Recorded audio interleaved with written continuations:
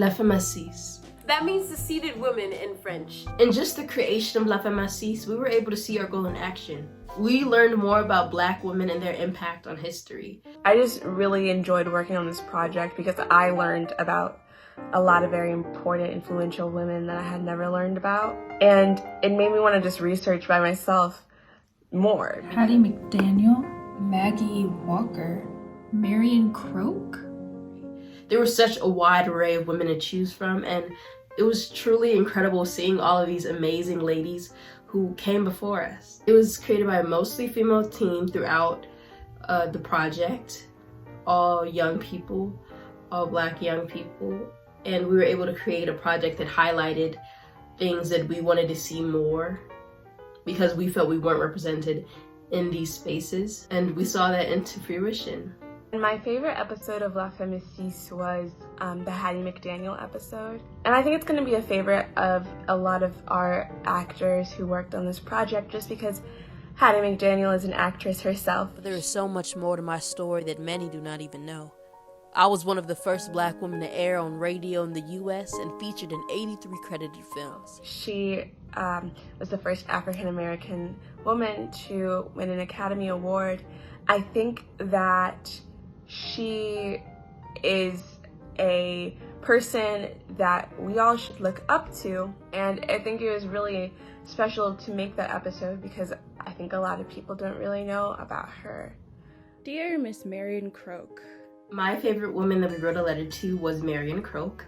Now, I might be a little bit biased because I did choose Marion Croak to research, but as a Black young lady interested in pursuing a degree in tech, seeing a story like hers is absolutely necessary. It's already hard enough going into tech as a woman, much less a woman plus an additional minority. So seeing more stories of successful Black women, successful Latina women in the STEM field is really what everybody needs. Never be afraid to stand up for what's right, even if you are the only one standing. So as someone who wants to pursue a life in business, watching the episode and helping to create the episode on Maggie L. Walker was so inspiring because she had so many opportunities to just give up, and yet she didn't let her past or the stereotypes that society was clinging to at the time or even the people around her define her. She knew who she was, and because of that, she was able to step out with a boldness bigger than herself. And despite all the struggles she went through and the backlash that people were giving her for all the amazing things she was doing, she still stayed focused and kept her eyes fixed on what truly mattered. And with that, she became the first woman in America, not just African American woman, first woman in America to charter a bank. And first of all, that's amazing. And because of her platform, she wasn't just doing it for herself. Because of her platform, she was then able to have the opportunity to give onto others and impact generations upon generations to come. During this project, we had the amazing opportunity to look at the stories of multiple African American women who we didn't really know much about at first, but they had significant contributions, and we wanted to learn more about why they deserved a seat at the table. A seat at the table is a voice. It's a vote, an opinion, a story.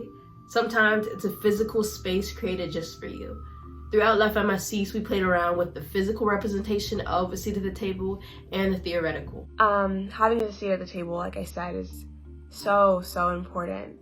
Especially now, in the age of media, you can bring awareness to women who weren't